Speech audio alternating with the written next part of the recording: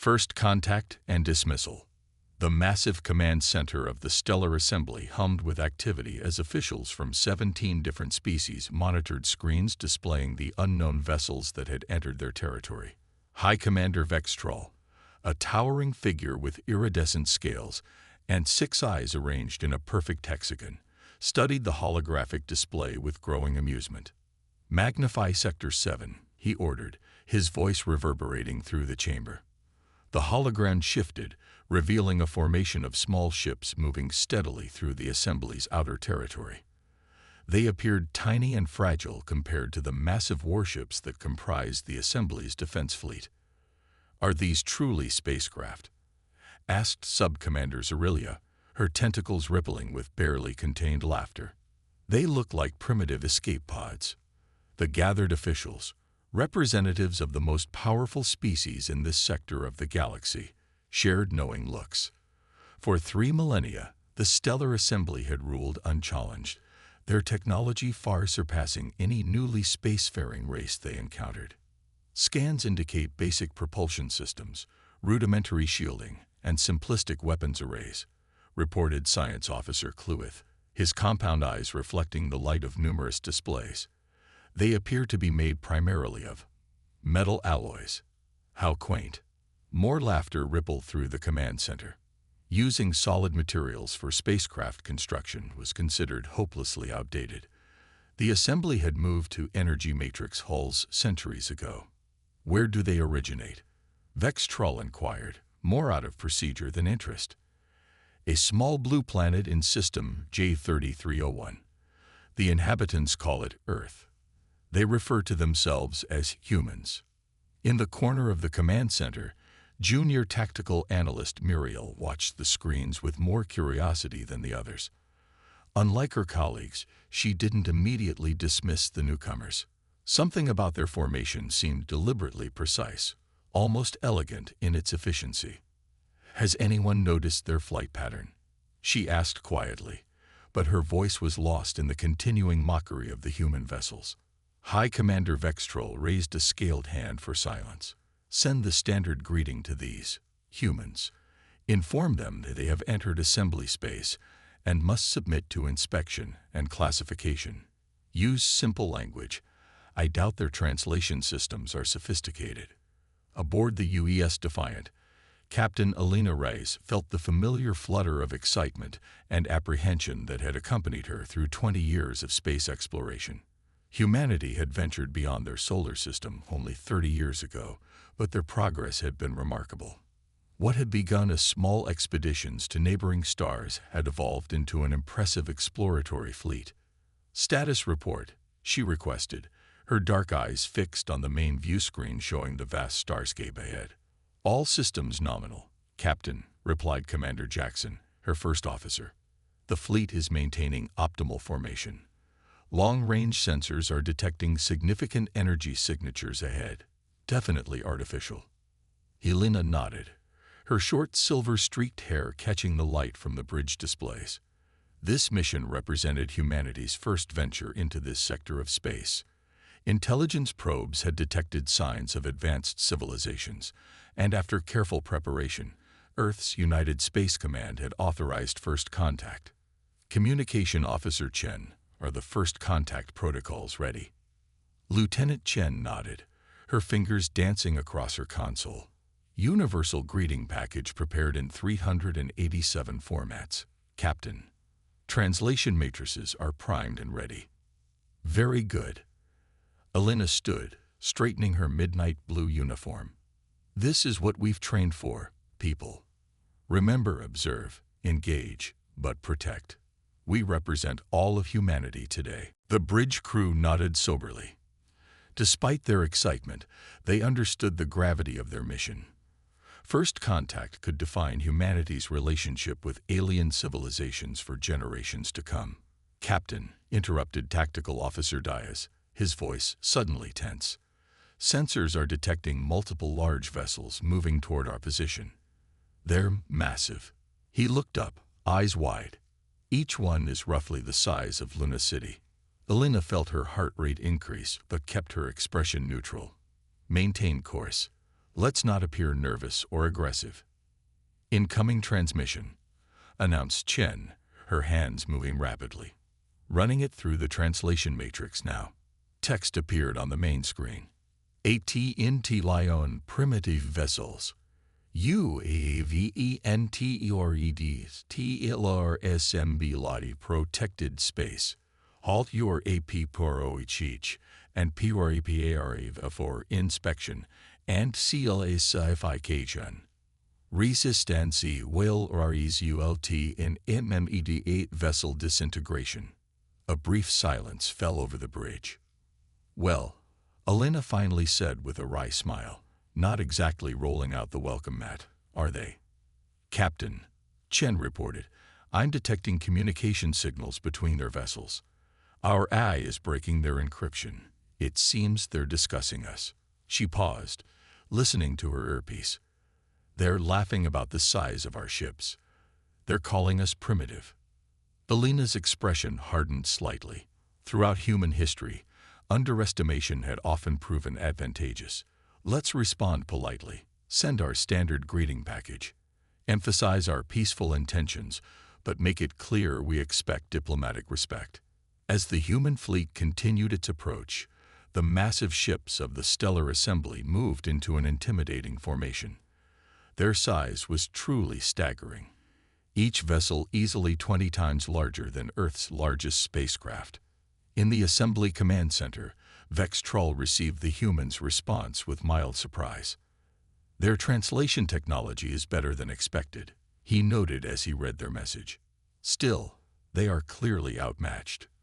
Prepare 3 escort vessels to intercept and guide them to Assessment Station 12.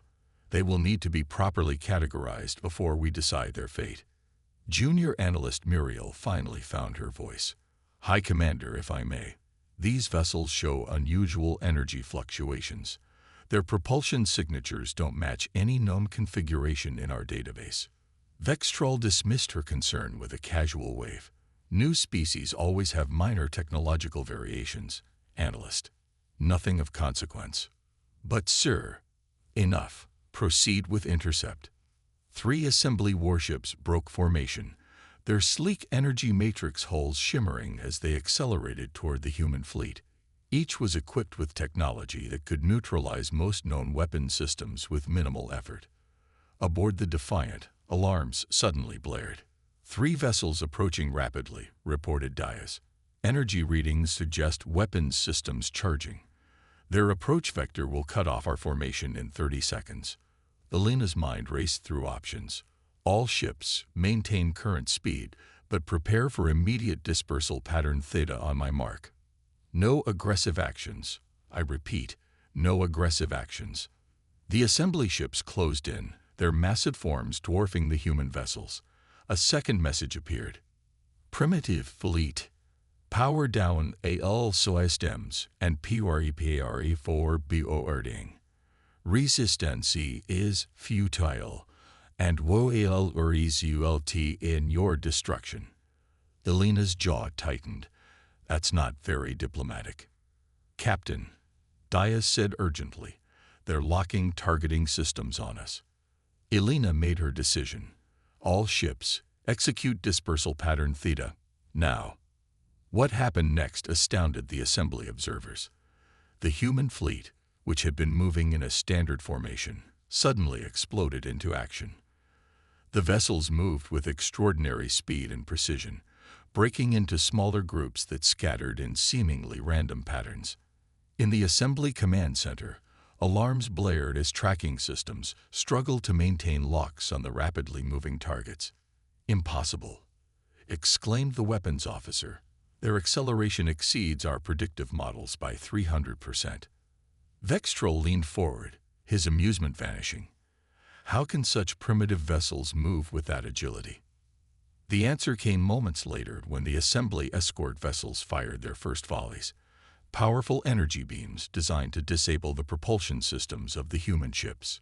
To everyone's shock, The beams passed harmlessly through empty space as the human vessels executed maneuvers that should have been physically impossible for vessels of their size and construction. "They're evading our targeting systems," reported a stunned weapons officer.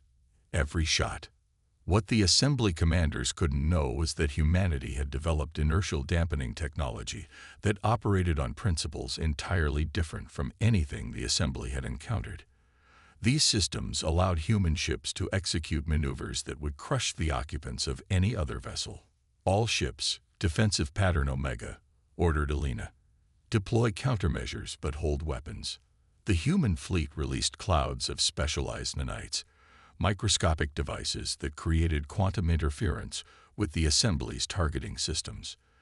To the assembly sensors, it appeared as if the human ships were suddenly in multiple places at once.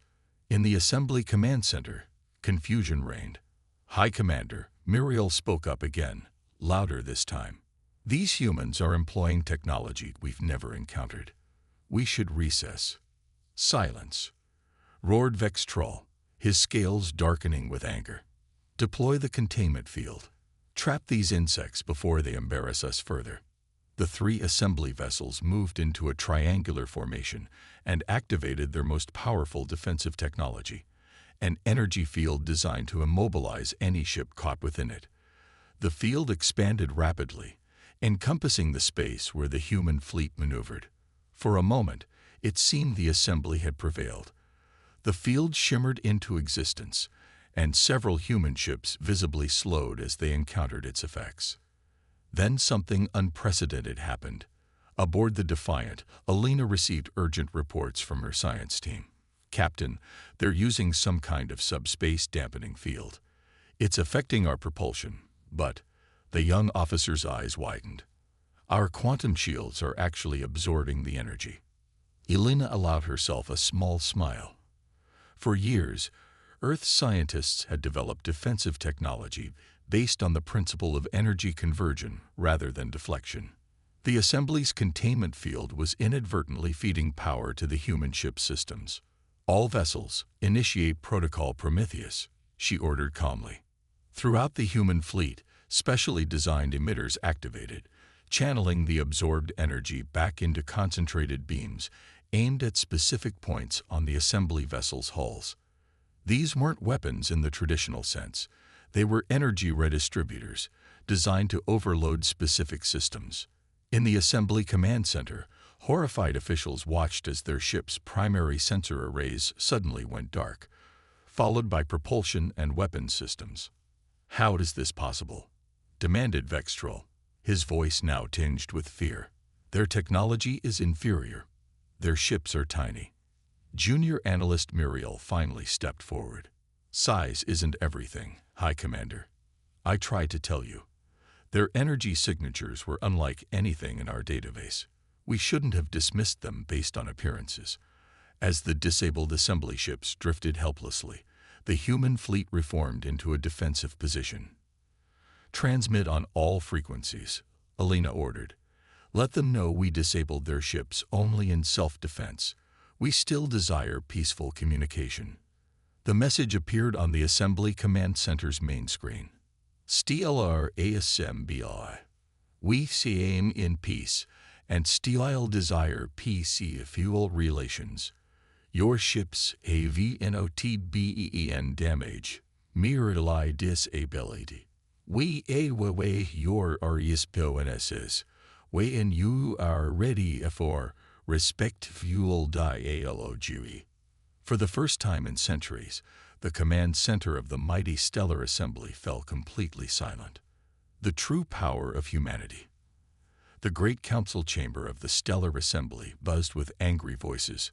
Representatives from all 17 member species had gathered for an emergency session following the humiliating encounter with the human fleet. High Commander Vextrol stood at the center of the chamber, his scales now a muted gray, the color of shame among his kind. "These humans disabled 3 of our escort vessels without firing a single conventional weapon," he reported, his voice strained. "Our initial assessment of their technology was flawed." Supreme Counselor Dreska, An ancient being composed of swirling gases contained within a crystalline exoskeleton, floated forward, flawed. 3 assembly warships rendered helpless by vessels a fraction of their size, and you call this assessment merely flawed. Murmurs of agreement rippled through the chamber. I recommend an immediate show of force, declared War Minister Gox, a hulking reptilian whose species valued strength above all else. Deploy the 7th Fleet.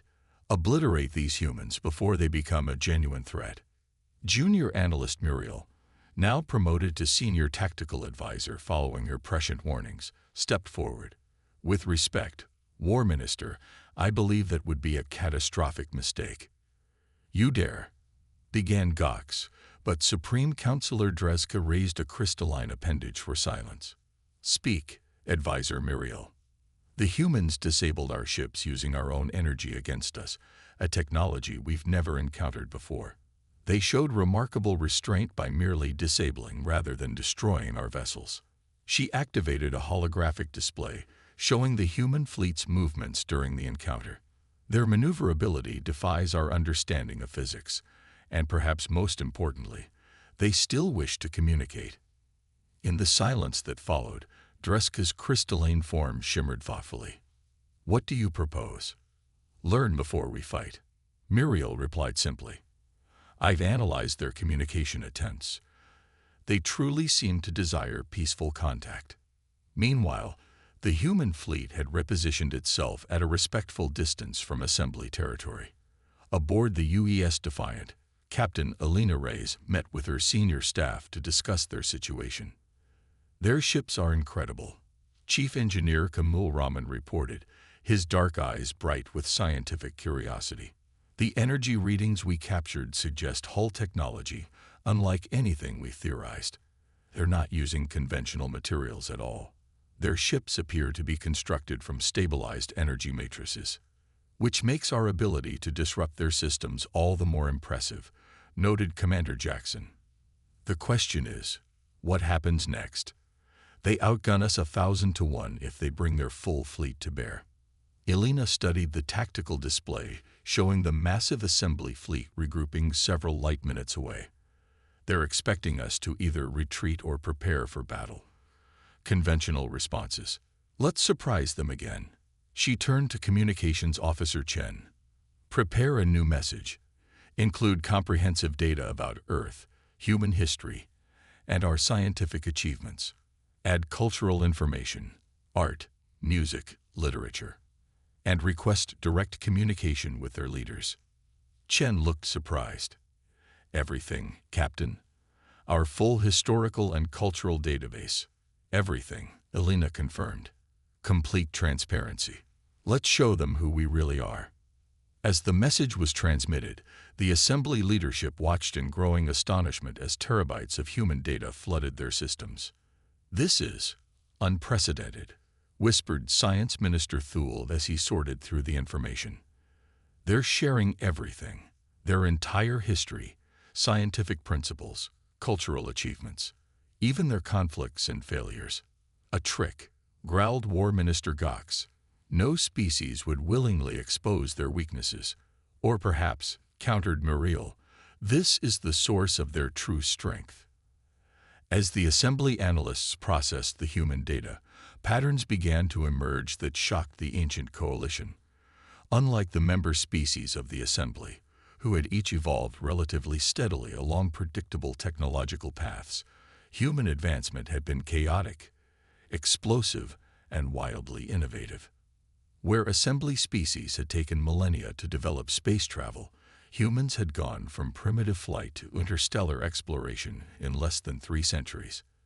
Their technological development didn't follow the linear progression the assembly had observed in all other species. Their adaptability is extraordinary, reported Science Minister Thule. They faced extinction-level events multiple times and not only survived but emerged stronger. Their scientific principles evolved through constant challenge and refinement rather than gradual accumulation. Supreme Counselor Dreska studied the history of human conflicts with particular interest. They nearly destroyed themselves several times, yet each catastrophe sparked unprecedented innovation. All the more reason to eliminate them now, insisted War Minister Gox. Their warlike nature makes them unpredictable and dangerous. Their capacity for growth makes them invaluable, countered Muriel. Look at what they've accomplished in isolation. Imagine what they might achieve as allies.